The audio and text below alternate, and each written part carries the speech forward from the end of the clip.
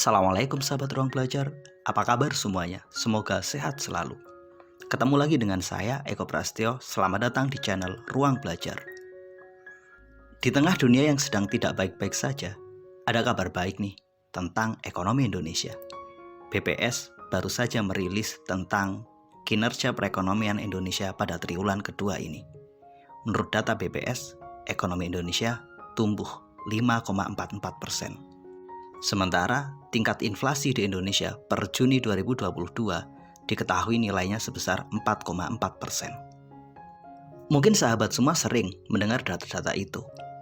Mungkin sahabat semua kurang begitu paham apa sih maksud ekonomi tumbuh dan apa makna dari inflasi itu.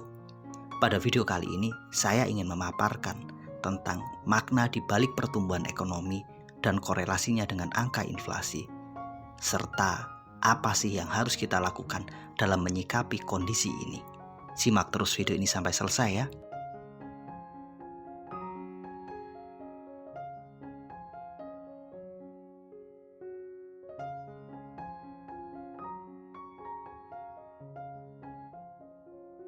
Sebelum saya lari ke berbagai data yang telah dipaparkan sebelumnya, saya ingin mengajak sahabat semua menyamakan persepsi tentang apa sih pertumbuhan ekonomi itu.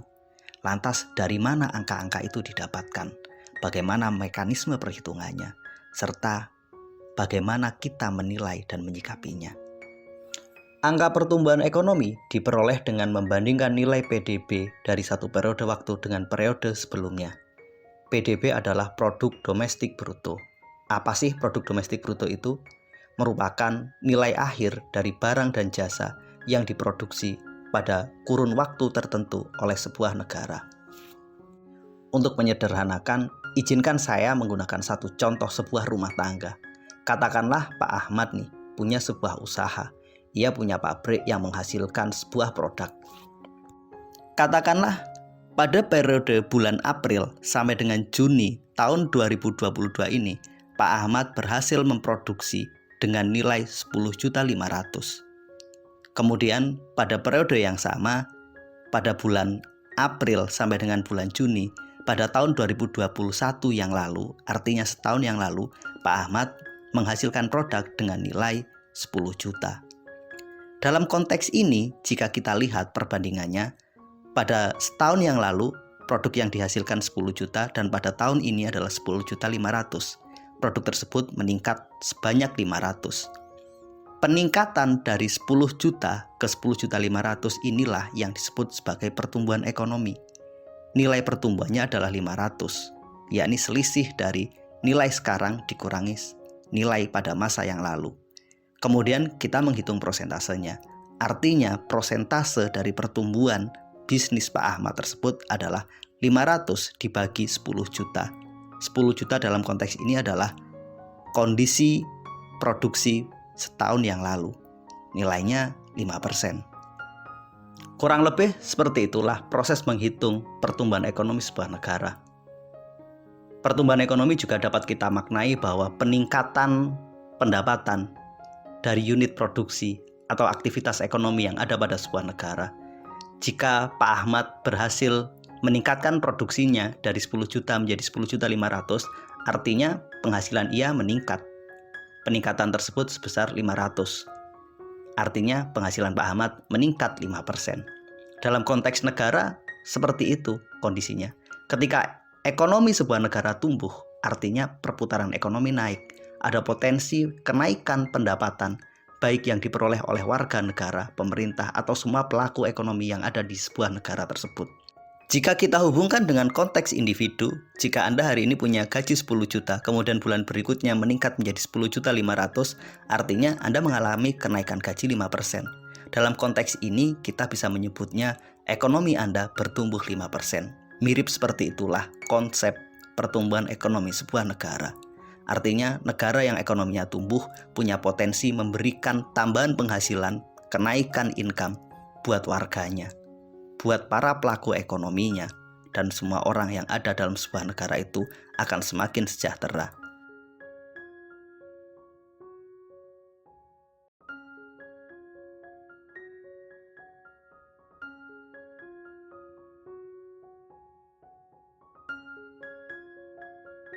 Menjadi menarik ketika kita membandingkan antara konteks pertumbuhan ekonomi dengan inflasi. Kita tahu bahwa pertumbuhan ekonomi dapat kita identikkan sebagai kenaikan penghasilan atau kenaikan income. Kenaikan income tersebut bersumber dari kenaikan nilai produksi.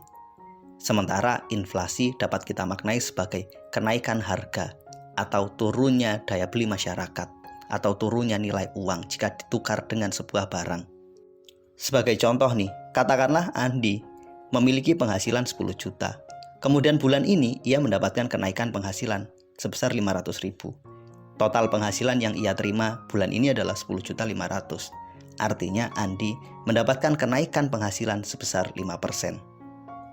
Ternyata di bulan ini terjadi kenaikan harga secara umum besarnya 4%. Jika biasanya Andi belanja dengan nilai 10 juta, karena hari ini terjadi kenaikan harga sebesar 4%, maka pengeluaran Andi di bulan ini meningkat menjadi 10.400.000. Yang menarik, di bulan ini Andi dapat tambahan gaji 500.000 sehingga total penghasilannya menjadi 10.500.000. Sementara kenaikan harga yang menyebabkan Andi mengalami kenaikan pengeluaran sebesar 400 sehingga total pengeluarannya menjadi 10.400.000. Praktis nih, sisa uang yang didapat oleh Andi hanya 100.000. Pada konteks ini, real income yang benar-benar didapatkan oleh Andi sebagai tambahan hanyalah 100.000, bukan lagi 500.000. Dalam konteks pertumbuhan ekonomi negara, kita perlu melihat lebih objektif, membandingkan nih antara angka pertumbuhan ekonomi dengan angka inflasi. Pada konteks Indonesia, angka pertumbuhan ekonomi Indonesia sebesar 5,44%. Sementara inflasinya sebesar 4,4%. Artinya secara real, ekonomi Indonesia hanya tumbuh sebesar 1,04%. Satu hal yang patut kita syukuri adalah ekonomi Indonesia masih tumbuh, walaupun inflasi juga naik.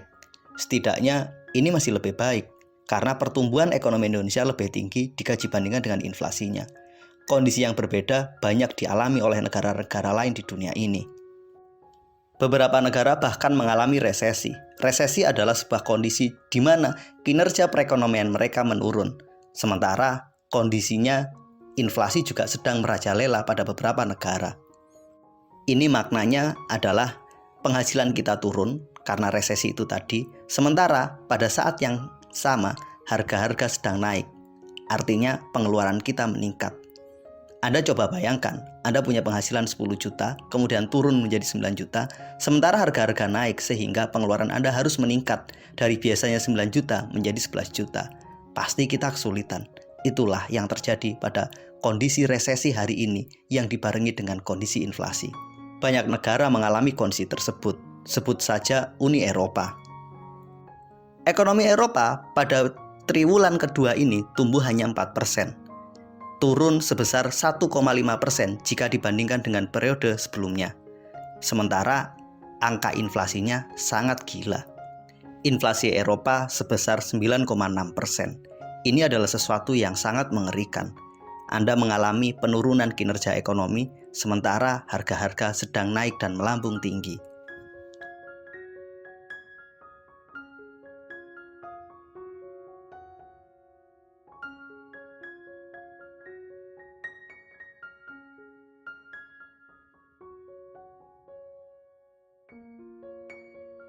Mungkin Anda bertanya, terus apa maknanya ketika ekonomi Indonesia ini tumbuh untuk kita secara pribadi? Maknanya sangat besar. Artinya ketika ekonomi tumbuh, aktivitas industri, aktivitas perdagangan, aktivitas ekonomi masih tumbuh. Artinya masyarakat mengalami perputaran ekonomi dan mengalami kenaikan penghasilan. Walaupun memang struktur pemerataannya berbeda. Kondisinya akan sangat parah, sangat buruk jika ekonomi Indonesia mengalami resesi. Itu artinya banyak masalah di dalam sektor produksi sehingga mengalami penurunan dari sisi produksi dan penjualan. Jika industri aktivitasnya berhenti, otomatis ada PHK dan otomatis ada banyak keluarga yang kehilangan penghasilan. Selama ekonomi Indonesia masih tumbuh, selama itu masih ada potensi untuk dibukanya lapangan kerja baru sehingga masyarakat bisa mendapatkan pekerjaan.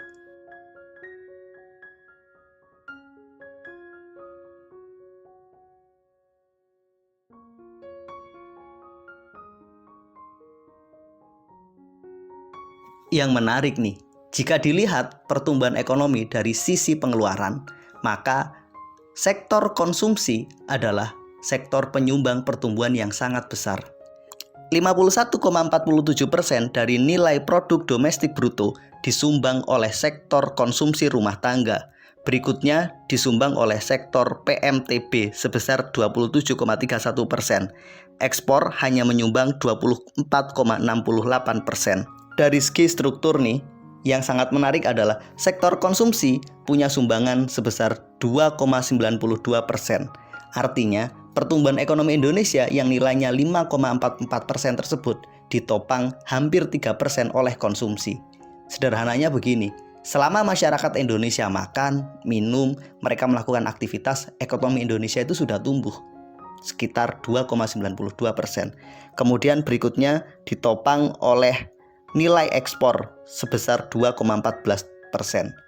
Nilai ekspor ini dapat kita pahami bahwa hari ini Indonesia mendapatkan manfaat yang sangat luar biasa dari kenaikan harga komoditas, sehingga pertumbuhan nilai ekspornya sangatlah tinggi.